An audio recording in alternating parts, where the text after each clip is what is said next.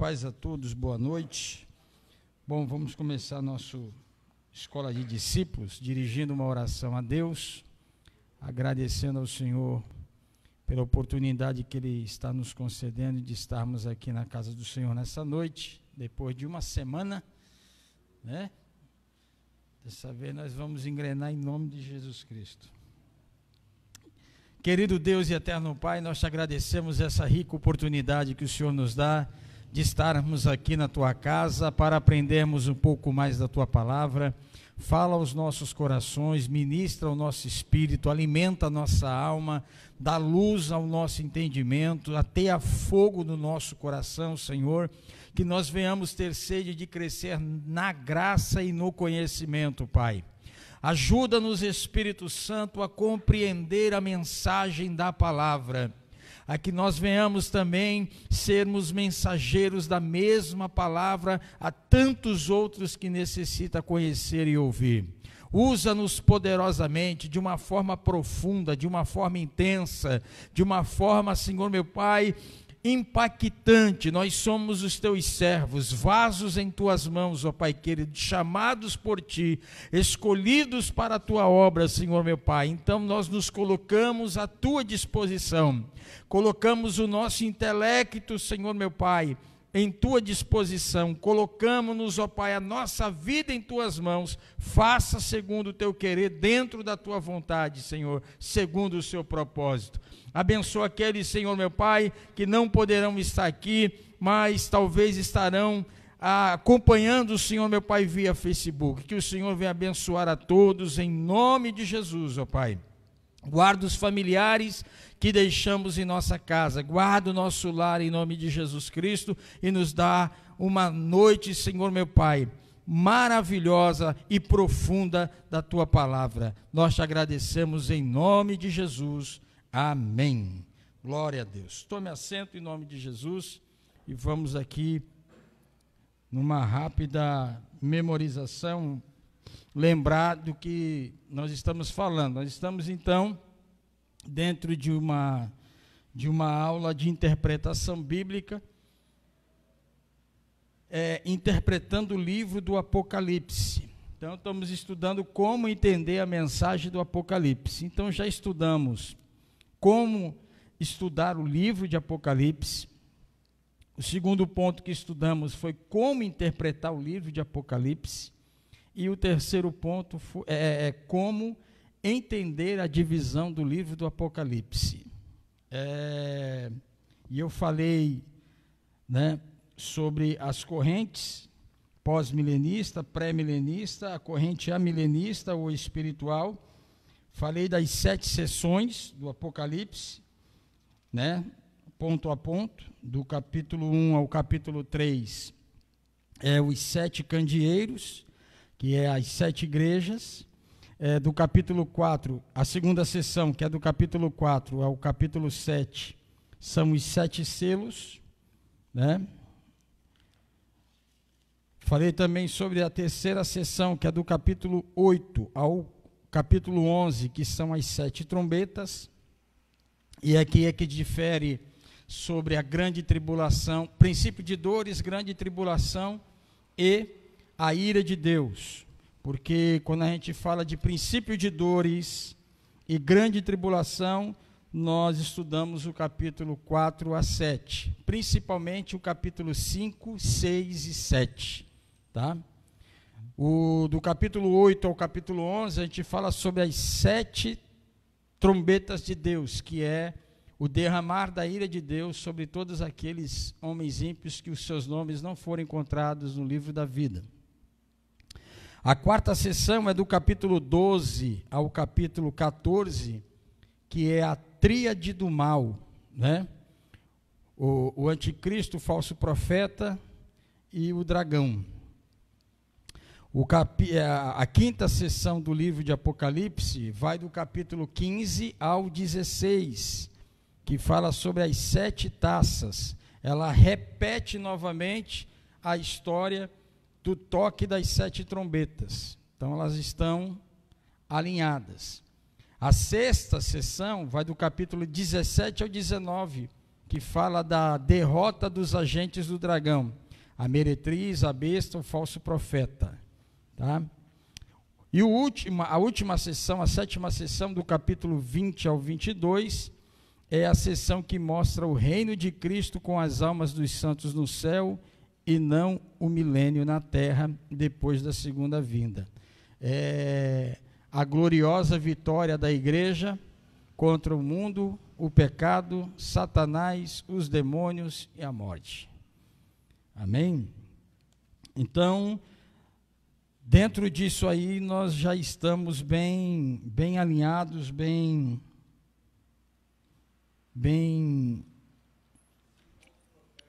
ensinados. Não, o falso profeta. Existe os falsos profetas, que são homens naturais, tá?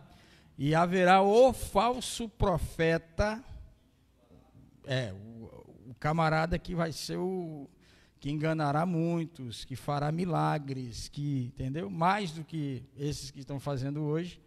Mas está tudo no mesmo reino, tudo na mesma linha, só que a manifestação será muito mais intensa.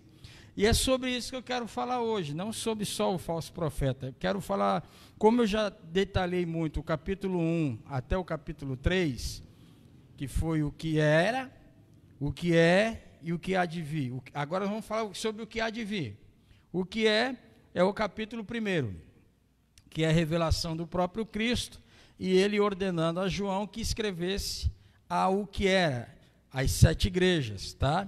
Mas lembrando, o modo de interpretar a Bíblia é necessário. Quando a gente olha lá a epígrafe, né, as 7 igrejas da Ásia, a igreja que está você note bem que está escrito lá, ao anjo da igreja que está porque a igreja, as mensagens eram direcionadas à igreja, sim, mas quem lia e tinha responsabilidade de supervisionar era o pastor. Para não ter dúvida do que eu estou falando, é só voltarmos lá no capítulo 1, que você vai entender o que eu estou querendo dizer e o que o próprio livro explica para nós. Apocalipse capítulo 1, Apocalipse capítulo 1, versículo de número 3.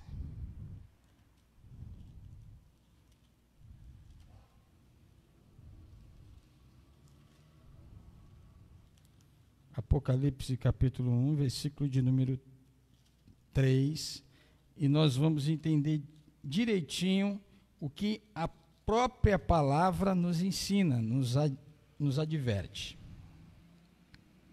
Diz o texto: feliz aquele que lê as palavras desta profecia, e felizes aqueles que ouvem e guardam o que nela está escrito, porque o tempo está próximo. Agora, lendo lá o capítulo 2, capítulo 2, veja lá o versículo de número 7, o que está escrito.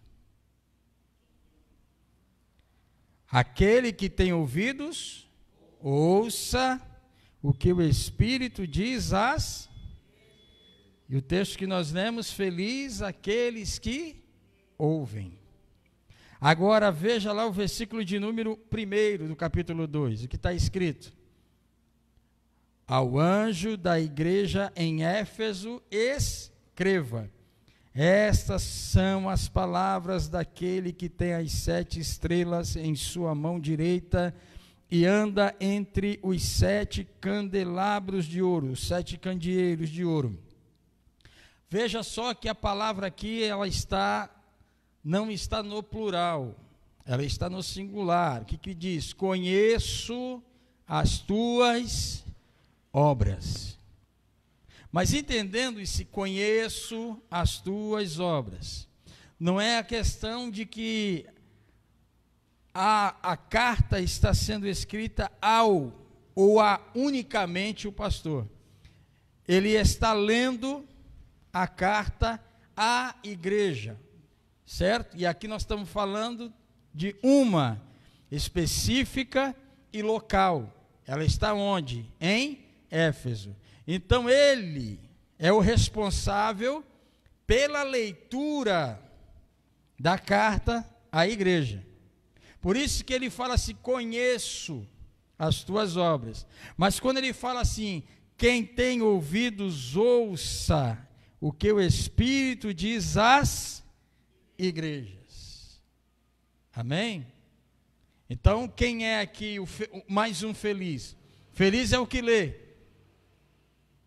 Eu, que estou aqui hoje com a Bíblia aberta, dando ensinamento para vocês. E felizes são os que ouvem. Entendido agora? Certinho? Vai, meu irmão. Vem. Então, já falamos do capítulo 1, capítulo 2 e capítulo 3, certo? Então, está todo mundo entendido. As igrejas, elas estavam na Ásia, tá? Na Ásia, espalhadas, e como eu falei para vocês, não é porque a igreja, quando se fala a igreja que está na Ásia, é porque ela é uma denominação só em Éfeso. Não, ela estava espalhada em todo o território de Éfeso, como estava espalhada em todo o território de Esmirna. Então lá não era uma denominação, era a igreja, e isso nunca deveria ter mudado. Isso nunca deveria ter mudado. Mas infelizmente, houve-se um rompimento. Lá na frente, aí a gente vai entrar na história da igreja. Isso nós vamos estudar nos próximos cursos que nós vamos dar aqui, tá?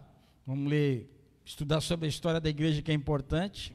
A falsa conversão de Constantino em 313, aonde fez a união Estado e igreja, e aonde o imperador sustentava e bancava os pastores da época, e a partir daquele momento para cá, a igreja simplesmente se dividiu e deu no que deu até o dia de hoje, e não consegue mais se resolver de jeito nenhum, e cada dia vai piorando, porque é uma disputa denominacional e de liderança insuportável, e isso tem dividido e feito com que a igreja perdesse a força que ela deveria ter para fazer a obra de Deus.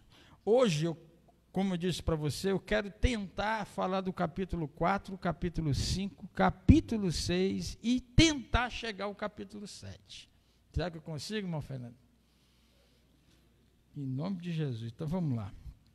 Capítulo 4.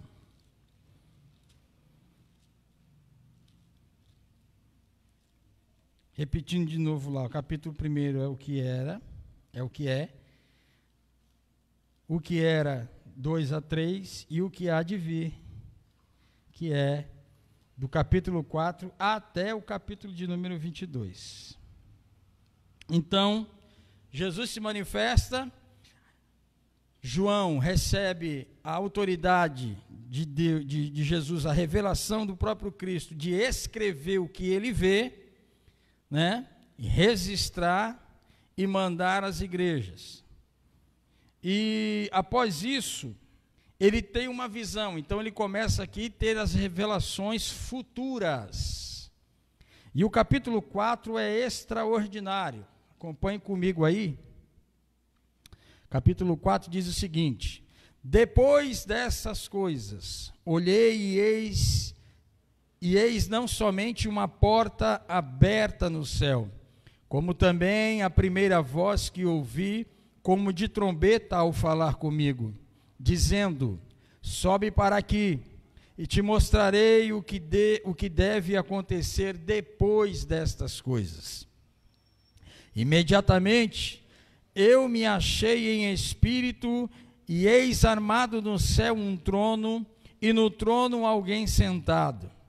E esse que se acha sentado é semelhante no aspecto a pedra de jaspe e de sardônio, e ao redor do trono há um arco-íris semelhante no aspecto a esmeralda. Ao redor do trono há também 24 tronos, e assentado neles 24 anciãos, vestidos de branco, em cujas cabeças estão coroas de ouro. Por gentileza, marque aí na sua Bíblia ou no papel, 24 tronos e 24 anciãos. Nós vamos desvendar quem são esses 24. Continuando, versículo 5. Do trono saem relâmpagos, vozes e trovões, e diante do trono ardem 7 tochas de fogo, que são os 7 Espíritos de Deus. Marque aí também, 7 Espíritos de Deus. Há diante do trono como que mar de vidro, semelhante ao cristal, e também no meio do trono e à volta do trono 4 seres viventes, cheios de olhos por diante e por detrás. O primeiro ser vivente é semelhante a leão, o segundo semelhante a novilho, o terceiro tem um rosto como de homem, e o quarto ser vivente é semelhante à águia quando está voando. Marque aí, irmãos, leão, novilho, boi, né? Homem e águia. Esses 4 animais aqui, eles representam os 4 evangelhos. Mateus apresenta Jesus como leão da tribo de Judá. Marcos apresenta Jesus como boi, o servo, aquele que serve. Lucas apresenta como homem, ou seja, o filho do homem. Não há um livro mais extraordinário que fala do filho do homem do que Lucas na profecia do capítulo 21. E o semelhante à águia fala de João, aquele que tem os olhos de águia, Salvador. Amém? Aquele que impera, que tem um poder, que tem um domínio sobre todos. Glória a Deus. Deixou bem marcadinho aí. Depois eu coloco aqui no quadro. Indo para o versículo 8. E os 4 seres viventes, tendo cada um deles, respectivamente, 6 asas, estão cheios de olhos ao redor e por dentro, não tem descanso, nem de dia, nem de noite, proclamando: Santo, Santo, Santo é o Senhor Deus, o Todo-Poderoso, aquele que era, que é e que há de vir. Essa mesma fala, esse mesmo cântico, nós podemos ler em Isaías capítulo 6. Quando Isaías ele diz assim: eu vi um grande trono branco, que é aquele que está sentado sobre um alto e sublime trono, e há seres viventes cercando, que são os serafins, e eles entoavam. Qual é o cântico que ele entoava? Santo, Santo, Santo é o Senhor dos exércitos, toda a terra está cheia da sua glória. Versículo de número 9. Quando esses seres viventes deram glória, honra e ações de graças ao que se encontra sentado no trono, ao que vive pelos séculos dos séculos, os 24 anciãos prostrar-se-ão diante daquele que se encontra sentado no trono, adorarão o que vive pelos séculos dos séculos, e depositarão suas coroas diante do trono, proclamando: Tu és digno, Senhor e Deus nosso, de receber a glória, a honra e o poder, porque todas as coisas tu criaste, sim, por causa da tua vontade vieram a existir e foram criadas. Amém? Então aqui nós estamos vendo que após Jesus se manifestar a João na ilha de Patmos, e receber a revelação do Cristo ressurreto e glorificado, ele escreve então o que ele vê, passa o relatório do que Jesus sabe sobre a igreja, o diagnóstico de que Jesus está vendo e percebendo nas 7 igrejas. Agora a manifestação da sala de controle, da sala de comando do universo. Há alguém sentado nesse trono. E ao redor desse trono há mais 24 tronos para 24 anciãos. Quem simbolizam esses anciãos? Esses anciãos simbolizam o povo de Deus na sua plenitude. Vocês se lembram que eu falei aqui, e andei sempre falando e batendo nisso, que não tem como nós dividirmos ou separarmos Israel da igreja, dizer que Israel é um povo e a igreja é outro povo. Eu comprovei isso daqui e quero retomar de novo isso, pode ser? É repetitivo, mas a gente aprende. Então leia aí Gálatas 3, versículo 28.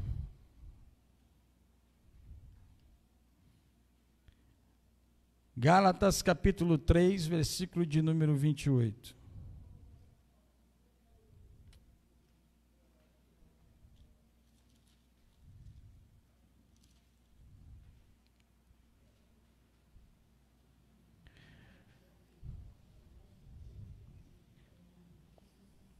Vocês aprendam a anotar isso na Bíblia também, irmãos, porque pode escrever na Bíblia, viu? Quando a igreja for arrebatada, ela vai ficar.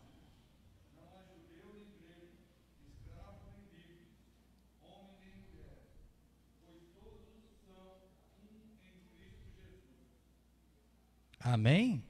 Isso é bonito, né? Leia de novo, irmão Fernando, por gentileza.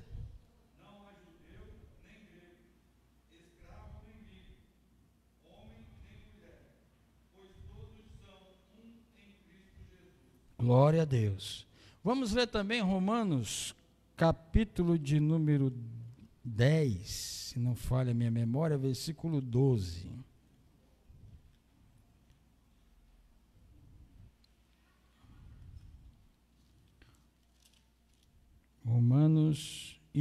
Romanos capítulo 10, versículo 12. Não há diferença entre judeus e gentios, pois o mesmo Senhor é o Senhor de todos e abençoa ricamente todos os que invocam. Pode ler o 13. Porque todo aquele que invocar o nome do Senhor será salvo. Amém? Então agora vamos ler 1 Coríntios capítulo 12, versículo 13.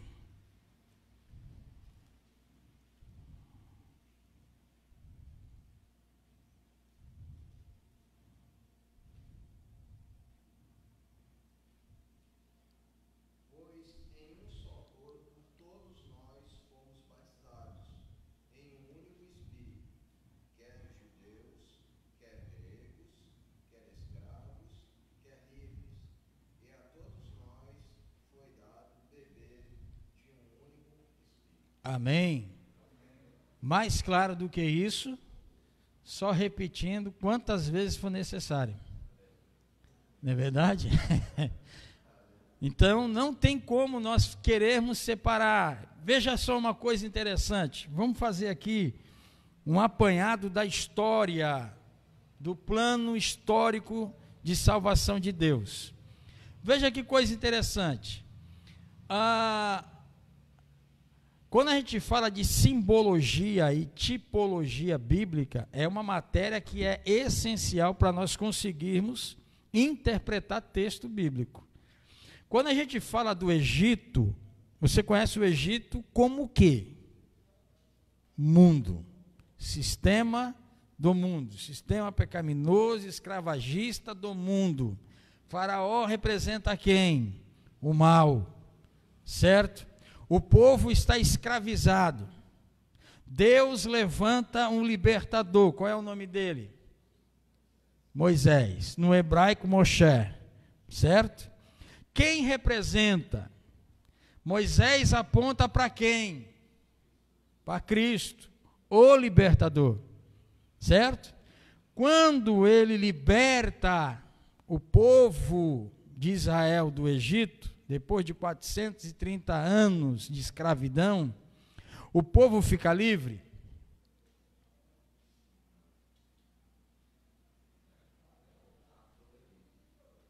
O povo continua com as mazelas do Egito, sim ou não? Mas o que é interessante, quando a gente lê o livro de Números, capítulo 11, boa parte daquele número de pessoas que estavam ali com Israel não eram judeus, eram estrangeiros, que se infiltraram entre eles e escaparam na saída.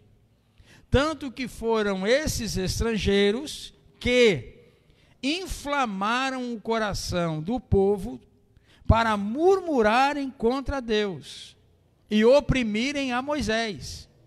E é interessante falar nisso, porque aí a gente vai para um ensino de Jesus sobre o joio e o trigo. Perceba que Deus ele não deu ordem para Moisés pegar os murmuradores, né, e matá-los. Quem fez isso foi quem sabia quem eles eram. Quando você lê a parábola do joio e do trigo, você vai ver que alguém diz assim, então, vamos poder separar? Não, deixa aí. Isso aí vai acontecer lá na frente, no dia do juízo, porque vocês não têm discernimento quem é o joio e quem é o trigo, porque são muito idênticos, muito parecidos. A semelhança só eu sei, então deixa lá, fica tranquilo que eu vou resolver isso. Você está vendo que Antigo e Novo Testamento, eles se completam? Perceba uma coisa interessante, o povo sai do Egito, e eles são perseguidos. Tribulação, chamada trípsis no grego, tá? Trípsis. Então Deus não está irado com o povo. Deus quer resolver a parada, com quem? Com o maligno. O maligno manda o seu exército contra o povo de Israel. Deus tem dois problemas para ser resolvido. O primeiro é separar o seu povo dos murmuradores, e a segunda parada é botar ponto final na perseguição do mal contra o seu povo.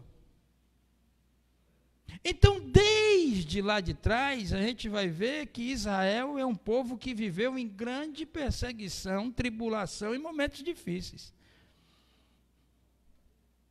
E quando se fala, e é interessante porque a geração que nós vivemos, cristã, eles querem toda a promessa que Deus deu a Israel.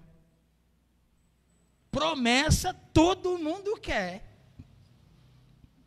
Tanto que se faz campanha, conferência, né? Se replica as coisas. Deus derrubou a muralha de Jericó, e através de Josué, no capítulo de número 6, versículo 6 de Josué, o versículo 26 de Josué, está dito que aquele que tentar erguer novamente será maldito, amaldiçoado. Aquela cidade ficou amaldiçoada. E a turma hoje ainda continua levantando a muralha de Jericó para derrubar de novo. Você entende um negócio desse? Mas em busca de promessa, em busca de coisa, vamos lá, né? Vamos continuar levantando, ressuscitando Golias. Vamos derrubar o gigante, né? E é interessante que a turma agora tem uma nova modo de interpretação, que as 5 pedras de Davi representam e simbolizam os 5 ministérios da igreja. Não há base nem fundamento nenhum.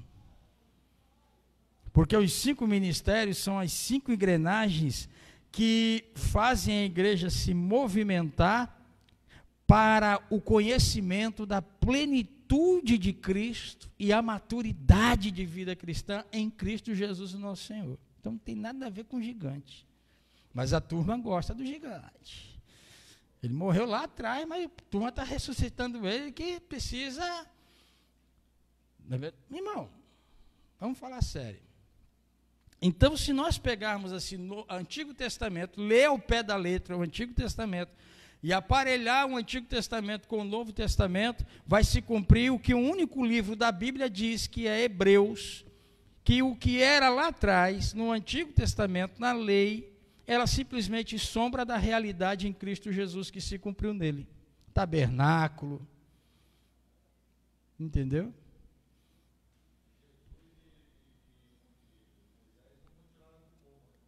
Se nós pegarmos a história todinha, por exemplo, nós vamos ver que Isaac representa Jesus em Gênesis por 2 vezes.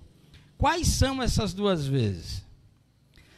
No casamento, aliás, no sacrifício que Abraão ia fazer, tá?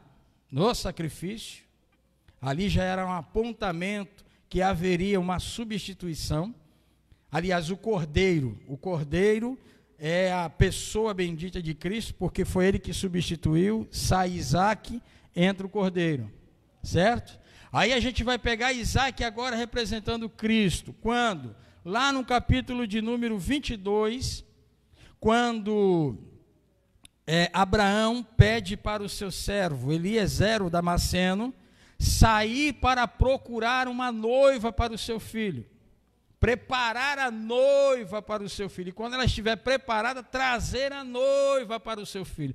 Pegue o capítulo 22 de Gênesis, 24 de Gênesis, é uma coisa fantástica que você vai ver. Você vai ver todo o relato do arrebatamento da igreja, simbolicamente, no casamento de Isaac.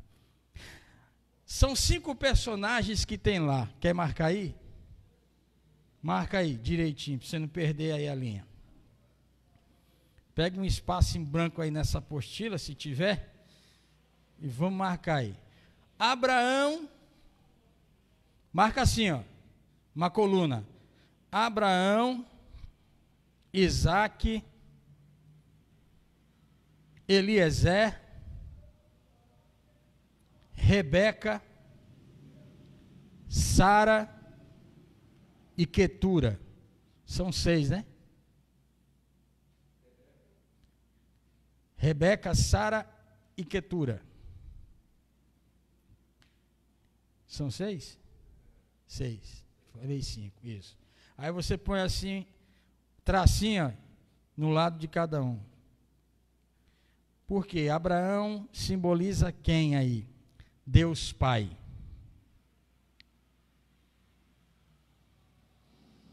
Isaac, Deus Filho, Jesus Cristo. O servo Eliezer, Deus Espírito Santo. Rebeca, a igreja.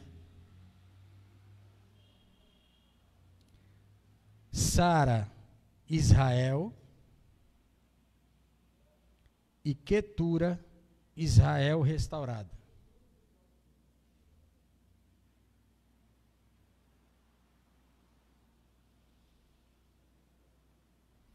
Agora veja uma coisa. Deus Pai dá ordem para que o Espírito Santo saia do ambiente dele e venha encontrar e preparar uma noiva para o seu filho. Quem é que está preparando a igreja para o encontro com Jesus Cristo nos ares? E o que é interessante que ele leva vestido, ele leva, além do vestido, joias. E o que é interessante, vestimentas fala sobre pureza, santidade e virgindade da noiva, o vestido. As joias, os ornamentos, falam dos dons que foi dados para a igreja. E a gente encontra isso lá em 1 Coríntios 12 e Romanos 12, do versículo 7 a seguir. Pega isso aí que é firme o negócio, hein? Eu falei que hoje a gente ia se aprofundar, a gente vai se aprofundar no negócio. 1 Coríntios 12 e Romanos 12, do versículo 7 a seguir. Bom, Então o Espírito Santo sai, o servo Damasceno sai e leva preparado vestes, ornamentos, ele encontra a noiva, porque a igreja, além de ela ser um corpo, Cristo cabeça, ela é a noiva do Cordeiro de Deus. Ela é a noiva pura, imaculada. Olha o que Paulo fala em 2 Coríntios, capítulo 11.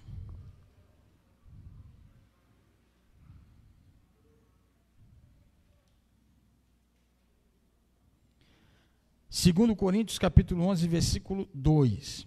O zelo que tenho por vocês é um zelo que vem de Deus. Eu os prometi a um único marido, Cristo, querendo apresentá-los a Ele como uma virgem pura. Veja também comigo em Gálatas 5.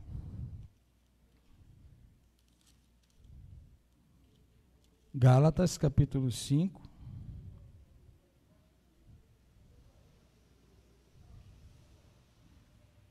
Versículo 25. Maridos, ame cada um a sua mulher, assim como Cristo amou a igreja e entregou-se por ela. Bendito seja o nome do Senhor. Leia também comigo sobre isso, Apocalipse 19.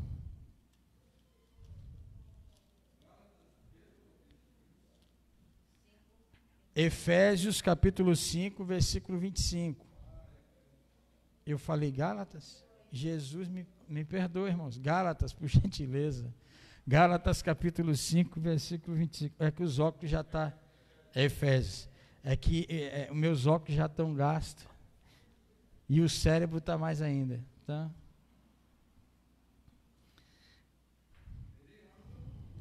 Hã? Graças a Deus, eu fico feliz por isso. E vocês sabem que vocês têm toda a oportunidade, na hora que falar, ô pastor, peraí, está errado o negócio aí. Apocalipse capítulo 19, versículo 7. Regozijemo-nos, vamos alegrar-nos e dar glória, pois chegou a hora do casamento do Cordeiro, e a sua noiva já se aprontou. Para vestir-se, foi-lhe dado linho fino, brilhante e puro. O linho fino são os atos justos dos santos. Olha que coisa linda. Amém, irmãos? Então tem 3 textos aí que provam quem a igreja é. Quando a gente fala do livro de Cantares de Salomão, que é um livro que não se prega sobre ele, o que é utilizado nele é só o capítulo 8, versículo 7, no casamento. Só. Mas pregação no livro de Cantares é um desafio, porque é um livro meio erotizado, né? Mas é um erotismo santo, puro, ingênuo. Então, quando a gente olha para o livro de Cantares de Salomão, a gente tem que ver 3 aspectos do livro. 3 aspectos. O aspecto literal, que é o amor de Salomão pela Sulamita. O aspecto histórico, que é o amor de Deus por Israel. E o aspecto profético, que é o amor de Cristo pela igreja. Amém?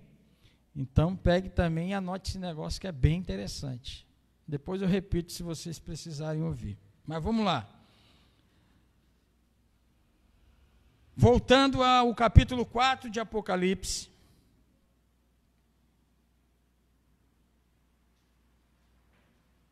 No versículo de número 4,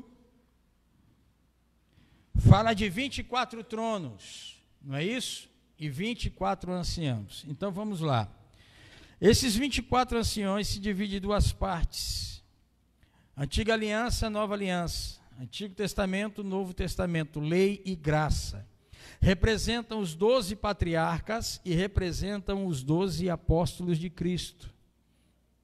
E eles simbolizam a união e a unidade do povo de Deus nos dois tempos. Amém? Então marca aí. Os 24 anciãos são 12 patriarcas do Antigo Testamento e os 12 apóstolos de Cristo, representando lei e graça, representando a antiga aliança e a nova aliança. E a plenitude, a união do povo de Deus. Então não tem como separar isso aqui. Por isso que a gente fala interpretação, e a gente precisa ter uma linha de interpretação para entender o livro de Apocalipse, que senão a gente se perde.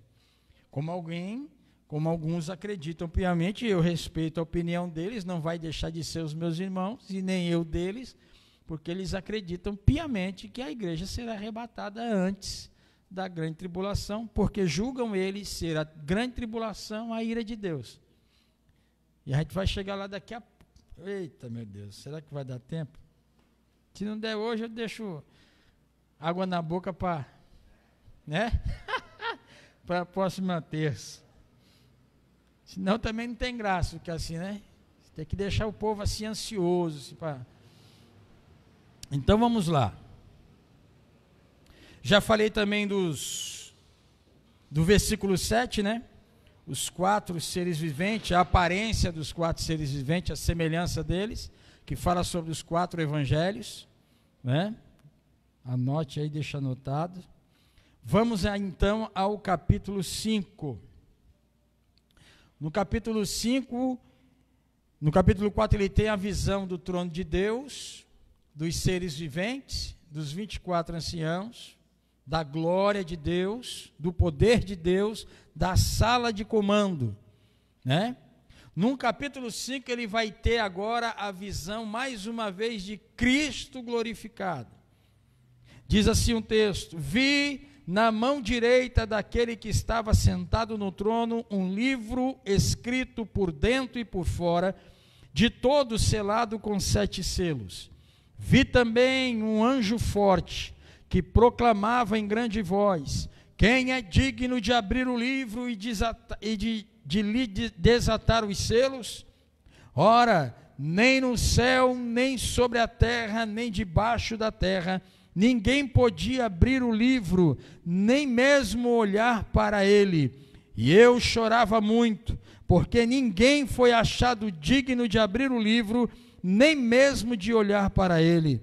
Todavia, um dos anciãos me disse: não chores, eis que o leão da tribo de Judá, a raiz de Davi, venceu para abrir o livro e os seus 7 selos. Então vi no meio do trono e dos 4 seres viventes e entre os anciãos de pé, um cordeiro, como tendo sido morto. Ele tinha 7 chifres, bem como 7 olhos, que são os 7 Espíritos de Deus enviados por toda a terra. Veio, pois, e tomou o livro da mão direita daquele que estava sentado no trono. E quando tomou o livro, os 4 seres viventes e os 24 anciãos prostraram-se diante do Cordeiro, tendo cada um deles uma harpa e taças de ouro cheias de incenso, que são as orações dos santos, e entoavam um novo cântico, dizendo: digno és de tomar o livro e de abrir-lhe os selos, porque foste morto e com teu sangue compraste para Deus os que procedem de toda tribo, língua, povo e nação, e para o nosso Deus o constituíste reino e sacerdotes, e reinarão sobre a terra. Vi e ouvi uma voz de muitos anjos ao redor do trono, dos seres viventes e dos anciãos, cujo número era de milhões e milhares de milhares, proclamando em grande voz: Digno é o Cordeiro que foi morto de receber o poder e riqueza, a sabedoria e força e honra e glória e louvor. Então ouvi que toda criatura que há no céu e sobre a terra, debaixo da terra, sobre o mar, e tudo o que neles há, estava dizendo: aquele que está sentado no trono e ao Cordeiro, seja o louvor e a honra e a glória e o domínio pelos séculos dos séculos. E os 4 seres viventes respondiam: Amém. Também os anciãos prostraram-se e adoraram. Louvado seja o nome do Senhor. Aqui nós vemos o Cristo glorificado, ressurreto, aquele que morreu e ao terceiro dia ressuscitou. Aquele que após ter ressuscitado ficou 40 dias ainda, ministrando sobre os seus discípulos e preparando eles para a missão, dando a eles ordem, falando com eles sobre a vinda do Espírito Santo. E é interessante que Jesus, ele fala sobre 2 vezes sobre isso, no capítulo 24 de Lucas, versículo 49, ficai em Jerusalém, até que do alto sejais revestidos de poder. A segunda vez, na ressurreição dele, ele entra dentro de uma casa com a porta fechada. Quando eles saúdam, os discípulos tomam um susto e dizem assim: mas essa porta está fechada. E ele saúda novamente. Então ele se manifesta a eles. E ele diz o seguinte: ele sopra sobre o Espírito e diz assim: recebei o Espírito Santo. Como sinal daquele sopro, como haveria de acontecer. E no capítulo de número 1, versículo 8, ele diz: mas recebereis poder quando vir sobre vós o Espírito Santo, e vós sereis os meus mártires, as minhas testemunhas, tanto em Jerusalém, como Samaria, Judeia e até os confins da terra. Marque essa palavra, mártir. Essa palavra mártir no original grego significa martíria, que significa testemunha, tá? Então, quando ele se fala, vocês serão as minhas testemunhas, aliás, testemunha, marca aí, testemunha, do lado marque martíria, que é o original grego, que significa ser um mártir, morrer pela causa de Cristo, tá? Então, deixa eu lhe dizer uma coisa aqui, que eu gosto de dizer em culto, mas é bom a gente falar sobre isso. Nós não fomos chamados para uma grande prosperidade de riqueza pessoal, financeira, amorosa, profissional. Nós fomos chamados para a morte. Para a morte. E é impossível nós lermos o livro de Atos dos Apóstolos e nós não entendermos que a igreja, ela vai atravessar um momento difícil. Eu entendo, no meu linguajar, no meu modo de expressar com uma forma mais clara, que a grande tribulação será o deserto, aonde foram separados o povo verdadeiro de Deus dos falsos que estão inseridos. É a separação do joio e do trigo. É a separação dos bodes das ovelhas. É onde será manifestado de fato e de verdade quem pertence a Deus ou quem não pertence. É onde será revelado o coração de muitos, e nós já estamos vendo aí. Só bateu a pandemia e o povo aproveitou a carona da pandemia e, né? Outros saíram de uma igreja. Irmão, deixa eu falar uma coisa, o problema não está em denominação. O problema está em não conhecer as Sagradas Escrituras. E em todo lugar onde as Sagradas Escrituras não é ensinado, não tem jeito. Vai haver povo fraco, vai haver desviado dentro da igreja, vai haver gente que nunca teve uma experiência pessoal com o Espírito Santo, mas está lá. Porque se simpatizou, se acostumou com esse ritmo. E é um problema muito sério.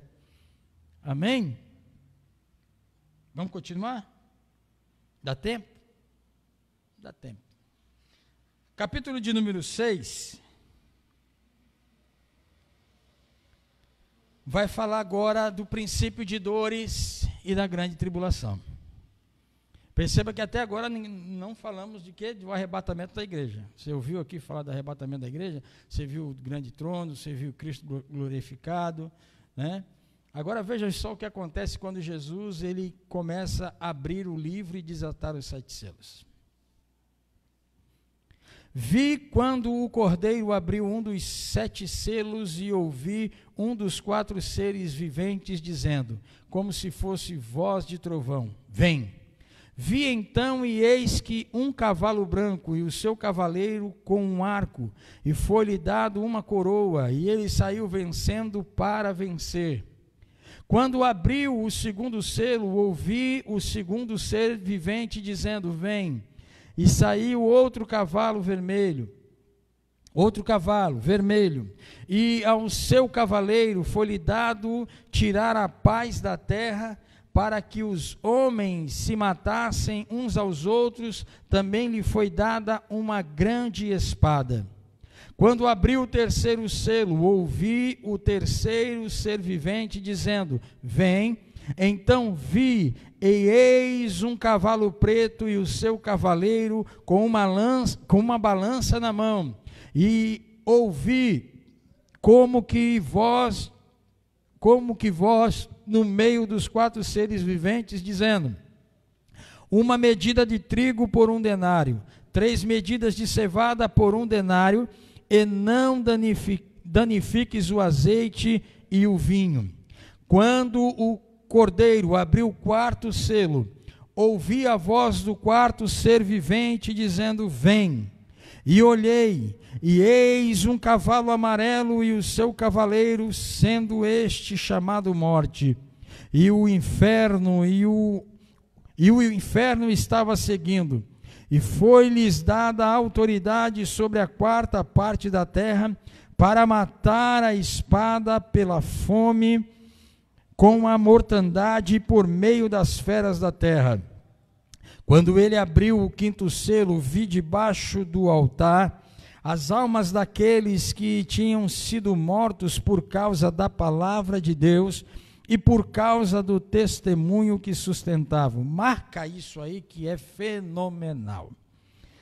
Tá? Marca esse versículo 9. Clamaram em grande voz, dizendo, até quando, ó soberano Senhor, santo e verdadeiro, não julgas nem vingas o nosso sangue dos que habitam sobre a terra? Então a cada um deles foi dado uma vestidura branca, e lhes disseram que repousasse ainda por um pouco, até que se completasse o número dos seus conservos e seus irmãos que iam ser mortos, como igualmente eles foram. Versículo 12. Vi quando o Cordeiro abriu o 6º selo e sobreveio o grande terremoto. O sol se tornou negro como saco de crina, a lua toda como sangue. As estrelas do céu caíram pela terra como a figueira, quando abalada por vento forte, deixa cair os seus figos verdes. E o céu recolheu-se como um pergaminho quando se enrola. Então todos os montes e ilhas foram movidos do seu lugar.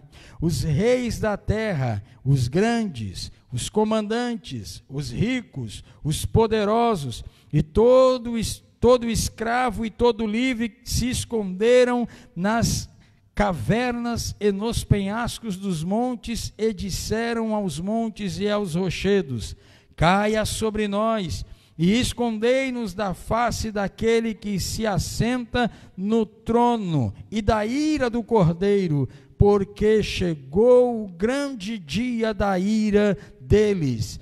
E quem é que pode suster-se? Louvado seja o nome do Senhor. Presta atenção. Primeiro cavaleiro com o cavalo branco representa o anticristo, que vem trazendo os demais, ele vem liderando isso, ele vem trazer uma falsa paz, como diz o apóstolo Paulo. Isso aí eu vou explicar numa nova oportunidade. O segundo cavalo é o cavalo vermelho. E o que ele veio fazer? Tirar a paz dos homens, tirar a paz da terra, para que os homens se matassem uns aos outros. Também lhe foi dada uma grande espada. Preste atenção.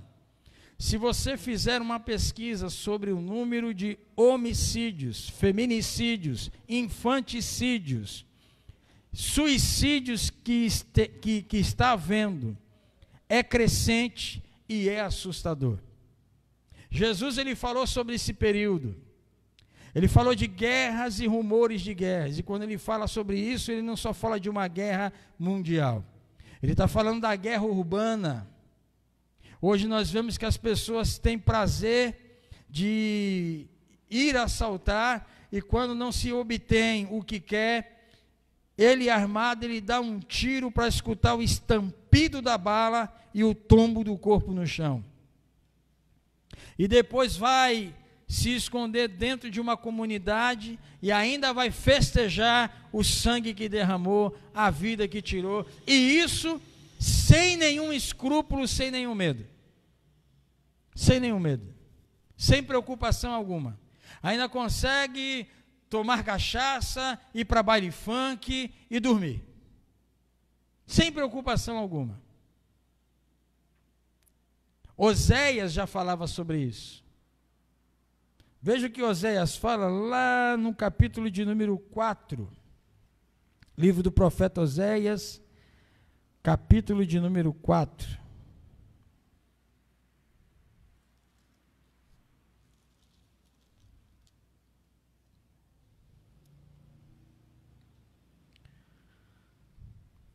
Ouve a palavra do Senhor, vós filhos de Israel, porque o Senhor tem uma contenda com os habitantes da terra, porque nela não há verdade, nem amor, nem conhecimento de Deus. O que só prevalece é perjurar, mentir, matar, furtar e adulterar, e há arrombamentos e homicídios sobre homicídios. Por isso a terra está de luto e todo o que mora nela desfalece, com os animais do campo e com as aves do céu e até os peixes do mar. Veja o que Paulo escreve a Timóteo. Timóteo,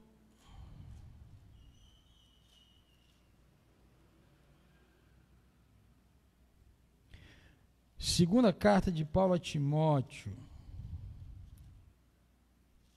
capítulo 3.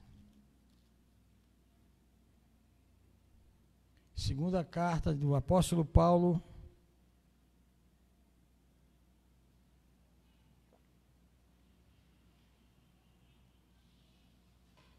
a Timóteo, capítulo de número 3.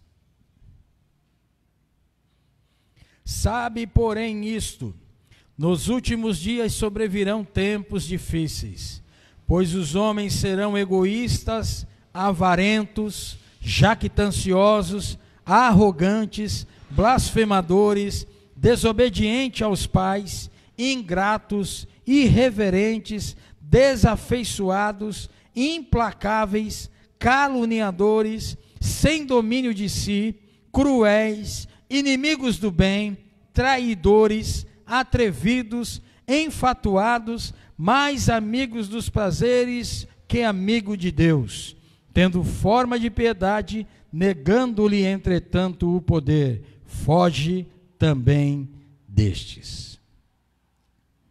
Voltemos a Apocalipse capítulo 6.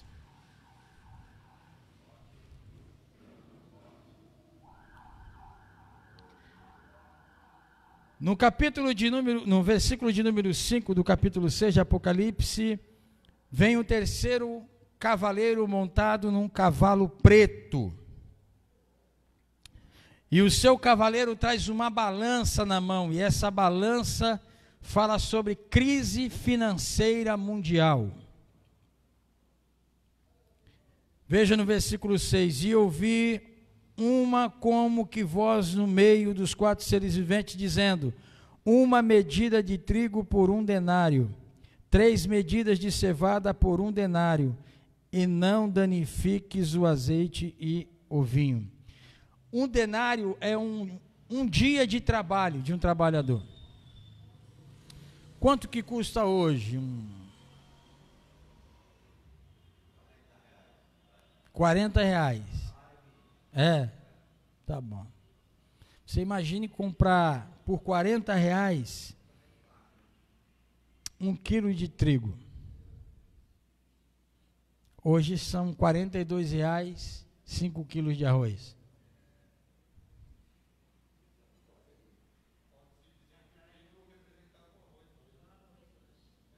É isso que você tem que aprender a fazer, interpretar texto é isso. Você interpreta, entende e traz. Então é isso que eu estou fazendo aqui. Agora estamos aplicando o texto. Já entendemos? Já. Aplicando o texto. Para hoje, para agora. Você se lembra que tempos atrás aí a carne estava... Quem é que conseguia? Está ainda, né? Meu Deus do céu. Então o negócio era comer um ovo com alguma coisa, hein? Um ovo lá com queijo ralado de cima e... Não é? Então perceba essas coisas. Irmão, só que não procura ler as Sagradas Escrituras, está dormindo, está fazendo festa, fazendo congresso, vigilhão, fazendo movimento. Ele não está entendendo o que está acontecendo. E aonde nós estamos chegando? Irmão, qual é o motivo que a igreja tem hoje de fazer festa? Já estamos chegando aos 140 mil, ou já ultrapassamos 140 mil mortos. Eu não vejo a igreja chorar, irmão. Eu não vejo pastor, apóstolo, bispo conclamar a igreja a chorar pelos mortos, a se mover para consolar os entes que perderam os seus queridos, os seus entes queridos. Mas é festa, é campanha, é culto profético, é culto de avivamento. Irmãos, olha o que o texto está falando para nós aí. Olha o rumo que a história está tomando. Irmão, nós estamos no desfecho da história da humanidade. A cortina já está se fechando. E a igreja está aí.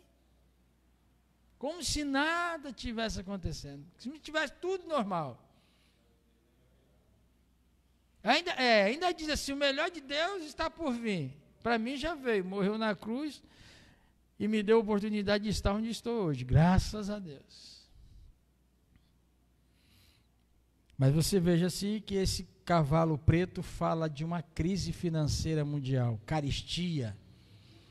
Isso aqui leva também ao canibalismo. Porque quem não tiver o que comer, vai para o assalto, vai para o roubo, porque vai estar desesperado para colocar comida na mesa. Viu como é que a coisa é séria? Quando a gente pega o pé da letra, o texto, e vai fazer com clareza o que... Versículo de número 7 diz o seguinte: quando o cordeiro abriu o 4º selo, ouvi a voz do 4º ser vivente dizendo, vem. E olhei, e eis que um cavalo amarelo, e o seu cavaleiro, sendo este chamado Morte. E o inferno estava seguindo. E foi-lhes dado autoridade sobre a 4ª parte da terra para matar a espada, pela fome, com mortandade e por meio das feras do irmão do céu. Eu não sei se vocês aí viram lá no Facebook, e até mesmo no YouTube, aonde que estão os animais que moravam na selva. Irmão, eles estão passando na porta de casa. É leopardo, é onça parda, é urso, é crocodilo, irmão, fora os que estão morrendo. Perceba isso daqui, isso aqui é algo real, é para hoje, é para esse momento. O que Cristo falou lá em Mateus 24, falou em Marcos 13, falou em Lucas 21, está aqui. Veja só, a carestia, tirar a paz, o roubo da paz, o aumento da violência, né? A crise financeira, desemprego, fome. Aí vem trazendo outro cavaleiro que já é para fazer o quê? A limpeza. A morte. E o inferno, que o inferno, a palavra aí tem um significado de Hades, morada dos mortos. Veja lá no versículo 9. Quando ele abriu o 5º selo, vi debaixo do altar as almas daqueles que tinham sido mortos por causa da palavra de Deus e por causa do testemunho que sustentavam. Aqui está falando, sabe de quem? Dos santos apóstolos, dos discípulos que morreram. Eu mandei um vídeo lá no grupo, vocês assistiram?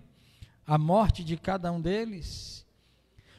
E isso porque eu não coloquei, irmãos, os mártires cristãos que morreram lá no Coliseu de Roma, devorados por leões, por tigres, esquartejados.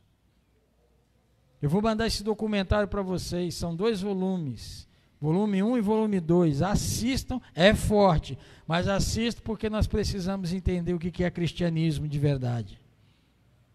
Não é paraíso, não é busca de riqueza, não é algo sério. E diz que esses mártires aqui, eles estão clamando por justiça, olha o que eles dizem lá, versículo 10, quando clamaram em grande voz, dizendo, até quando, ó soberano Senhor, santo e verdadeiro, não julgas, nem vingas o nosso sangue dos que habitam sobre a terra?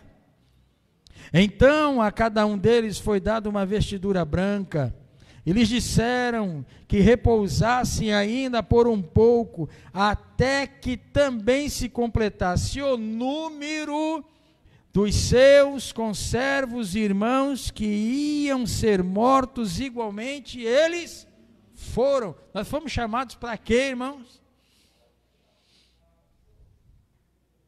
É porque me parece que o entendimento das pessoas,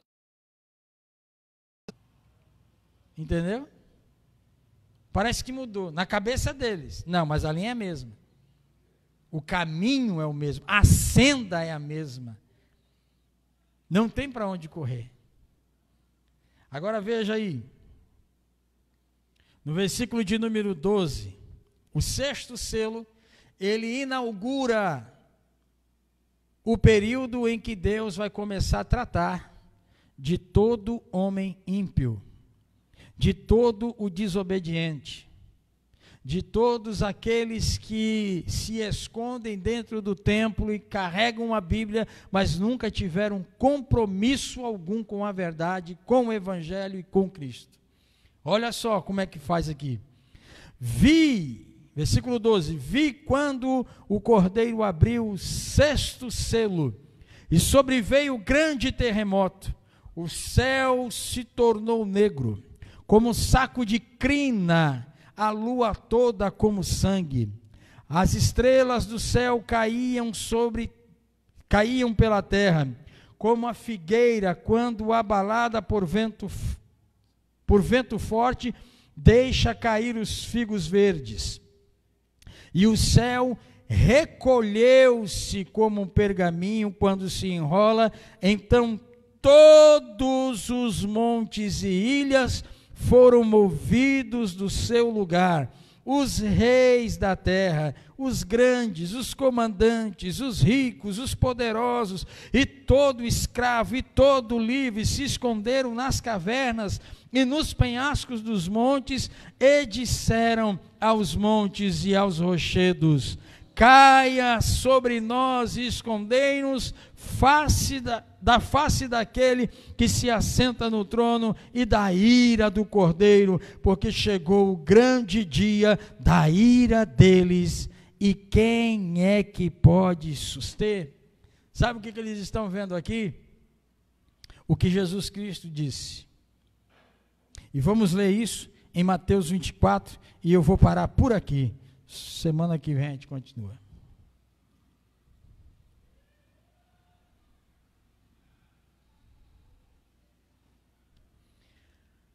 Oh glória, bendito seja o nome do Senhor eternamente, amém. Mateus 24, versículo de número 29.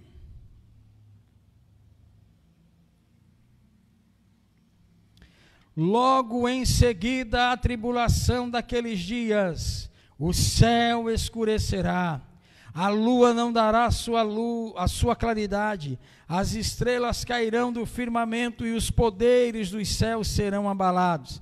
Então aparecerá no céu o sinal do Filho do Homem. Todos os povos da terra se lamentarão e verão o Filho do Homem vindo sobre as nuvens do céu com poder e muita glória. E ele enviará os seus anjos com grande clangor de trombeta, os quais reunirão seus escolhidos dos quatro ventos de uma extremidade à outra. Glória a Deus. Amém. Logo após, nós falamos dos princípios de dores, falamos da tribulação e do início do derramar da ira de Deus, mas antes disso o Senhor virá buscar o seu povo. Então a igreja, ela não escapará da grande tribulação. Ela escapará do derramar da ira de Deus contra todos os povos que não o receberam como Senhor. Glória a Deus. Está claro? Alguém tem alguma dúvida aqui, irmão? Se tiver agora, aqui agora, hein? Está claro? Todo mundo vai para casa sem dúvida? Amém? Pode falar. Pode?